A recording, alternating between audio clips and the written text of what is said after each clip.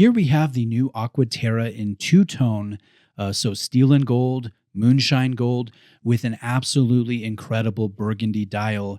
And I have to say, this dial color is massively underrated.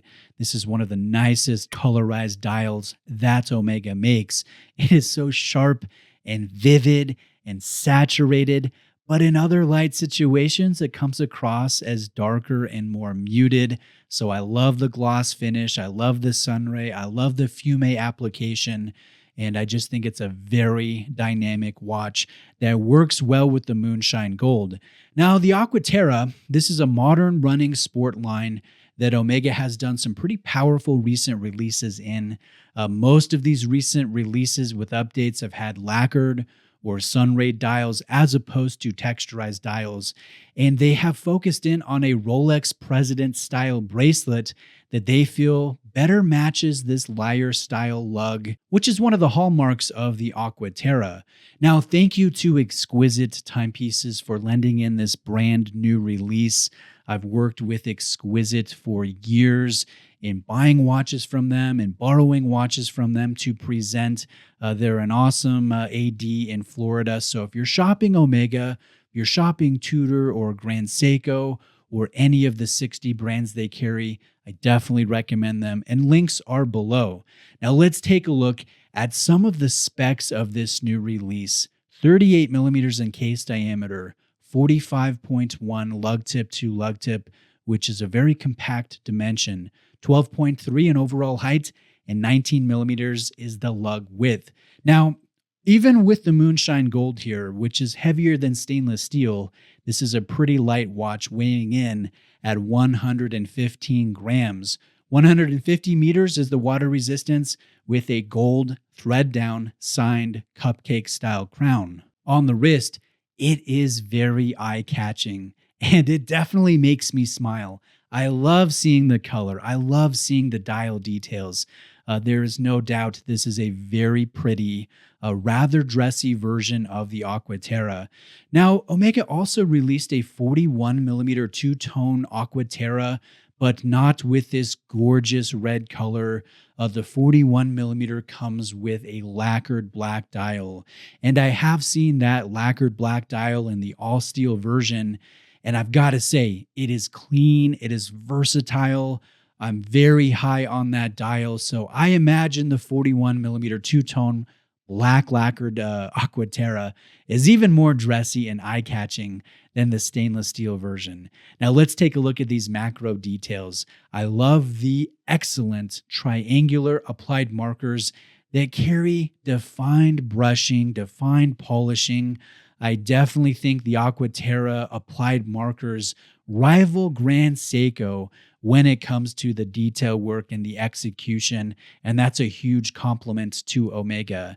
This has a framed date at the 6th position, and notice that the date wheel is blacked out, and I think that works with the fume dial of this burgundy version. There's a gold applied Omega logo, and all of the other text on the dial is tall and silvered, and the printing is nice and crisp. So I think everything looks great on the dial, underneath this solid ARC. I think ARC makes such a positive difference.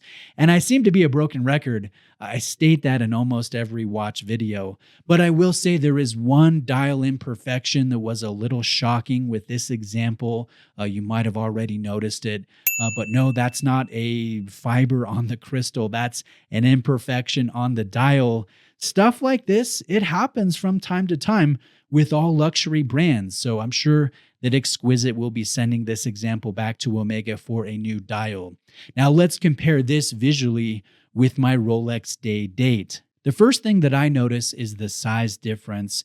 It's not just the 2 millimeters that the Omega is smaller in when it comes to the diameter, but that compact lug tip to lug tip, you see it visually. So the Rolex comes across as more dominant. The bracelets are very similar in design. I think Omega was a little shameless in ripping off this well-known Rolex design.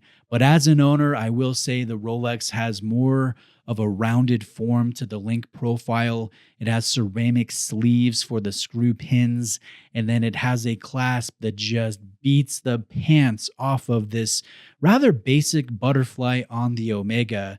So although they look visually similar, the Rolex, you can really tell the quality difference between the two. And I mean, I think that's to be expected. The Rolex is the far more expensive watch. Now, unlike the Day-Date, this Aqua Terra has an open style case back, and I enjoy seeing that as a watch collector. And inside this case is the Meta certified 8800 caliber that has a free sprung balance, a full balance bridge, a silicone hairspring, a coaxial escapement. This has black coated screws, arabesque finishing, ceramic rotor bearings, a 3.5 hertz beat rate, 35 joules, and 55 hours of power reserve. So it is a fantastic option for a daily driver, one that's robust, one that's anti-magnetic and shock resistant.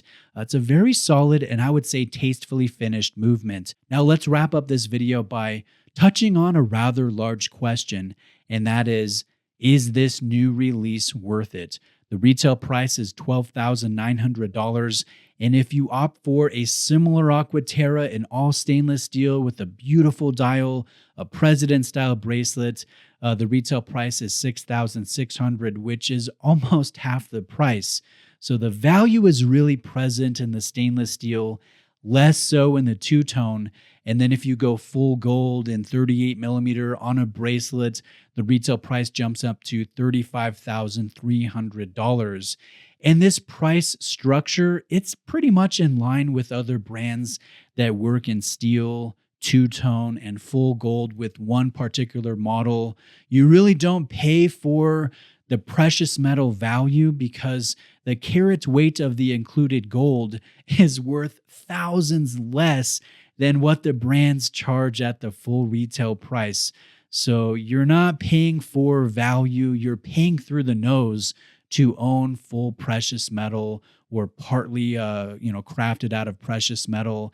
And some watch collectors really like that, some absolutely hate that. If you're more of a value shopper and you love the 38 millimeter size, you love the bold colors, I suggest going with a full stainless steel version from the Shades collection. I think there are a number of awesome models in that line. If you don't care as much about the price premium, I think this two-tone is lovely, and there is no denying that this is a sharp piece. I think the only real non-negotiable area for improvement, in my opinion, that's not based on personal preference, is the need for a nicer clasp. I've long thought that that was the weakest part about the Aqua Terra, but many don't consider that a deal breaker. They just think that, hey, this is a kind of dressy piece and it doesn't need a sport clasp. But you know what? I think that it does need a sport clasp. This does need a nicer clasp. This is part of the Seamaster family, and it does have 150 meters of water resistance. Now, thank you again to Exquisite Timepieces for lending in this brand new release. If you are shopping Omega, I definitely recommend them, and you're welcome to reach out to my personal sales associate. His name's Joe, and I've linked his contact information below.